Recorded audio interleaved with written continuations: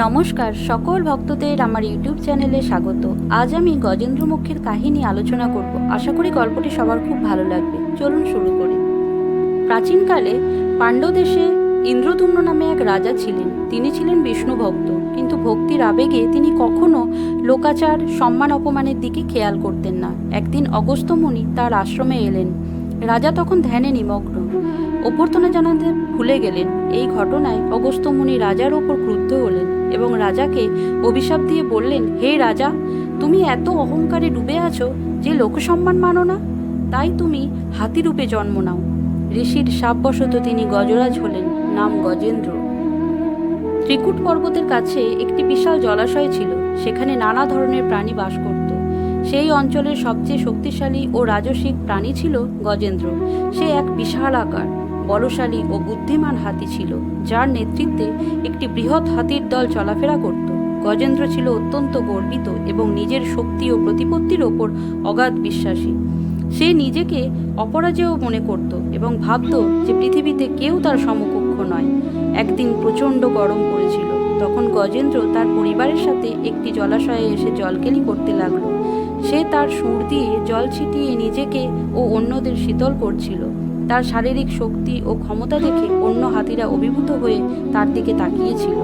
ঠিক সেই সময় এক ভয়ঙ্কর বিপদ তার সামনে এসে উপস্থিত হলো। গজেন্দ্র যখন জলাশয়ে আনন্দ করছিল, তখন হঠাৎ একটি বিশাল কুমির তার এক পা কামড়ে ধরল। গজেন্দ্র প্রথমে তেমন গুরুত্ব দিল না, কারণ সে নিজেকে প্রবল শক্তিশালী বলে মনে করত। কিন্তু কিছুক্ষণ পরে সে বুঝতে পারল এই কুমির সাধারণ কুমির নয়, এটি ভীষণ শক্তিশালী একটি কুমির, যা গজেন্দ্রকে গভীর জলের দিকে টেনে নিয়ে যেতে চায়। গজেন্দ্র তখন প্রবল শক্তি দিয়ে নিজেকে মুক্ত করার চেষ্টা করলো। সে তার বিশাল শরীর দিয়ে ছটফট করতে লাগলো। তার সঙ্গী হাতিরা চেষ্টা করলো তাকে সাহায্য করতে, কিন্তু কেউ কুমিরের শক্তিকে পরাস্ত করতে পারল না। এভাবে দীর্ঘক্ষণ যুদ্ধ চলতে লাগলো। গজেন্দ্র ক্রমশ দুর্বল হয়ে পড়ল, কিন্তু কুমির নিজের শক্তি হারালো না, কারণ সে জলের প্রাণী এবং সে তার নিজস্ব পরিবেশেই যুদ্ধ করছিল। গজেন্দ্র উপলব্ধি করল যে নিজের শক্তির ওপর নির্ভর করে সে এই যুদ্ধে জয়ী হতে পারবে। তখন তার গর্ব চূর্ণ হলো, তার অহংকার নিমেষের মধ্যে ধুলোয় মিশে গেল। সে বুঝতে পারল তার মতো মহা শক্তিশালী প্রাণীকেও একসময় পরাজিত হতে হয়। গজেন্দ্র বুঝল এ আর কিছু নয়, তার জীবনের কঠিন পরীক্ষা। গজেন্দ্র যখন বুঝতে পারল যে কোনো পার্থিব শক্তি তাকে বাঁচাতে পারবে না, তখন সে অন্তর থেকে ভগবান বিষ্ণুর শরণ নিল।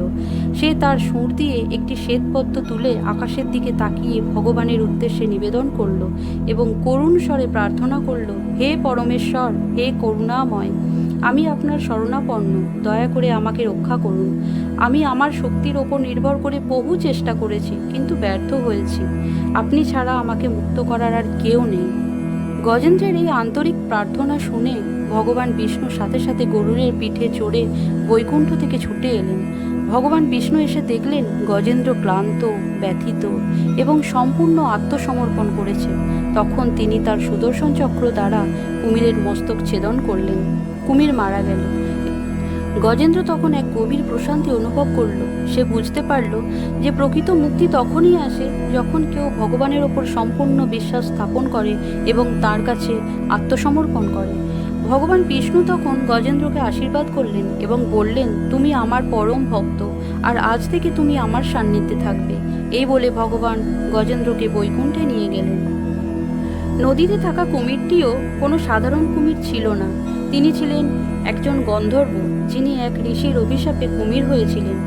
ভগবানের কৃপায় তিনিও মুক্তি লাভ করলেন।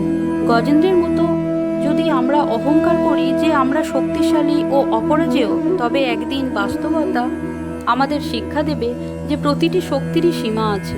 এই সংসারে কারো শক্তি চিরস্থায়ী নয়। ভগবানের কৃপা হলো সবচেয়ে বড় আশ্রয়। তার কৃপা লাভ করতে গেলে আগে তার চরণে আত্মসমর্পণ করতে হবে। শুধুমাত্র মুখে নয়, অন্তর থেকে যদি কেউ ভগবানকে ডাকে, তাহলে তিনি সাড়া না দিয়ে থাকতে পারেন না। গজেন্দ্রমুখীর কাহিনী আমাদের শেখায় যে জীবনে সংকট আসবেই, তা আমরা যত শক্তিশালীই হই না কেন, একসময় আমাদের অসহায় বোধ করতেই হবে।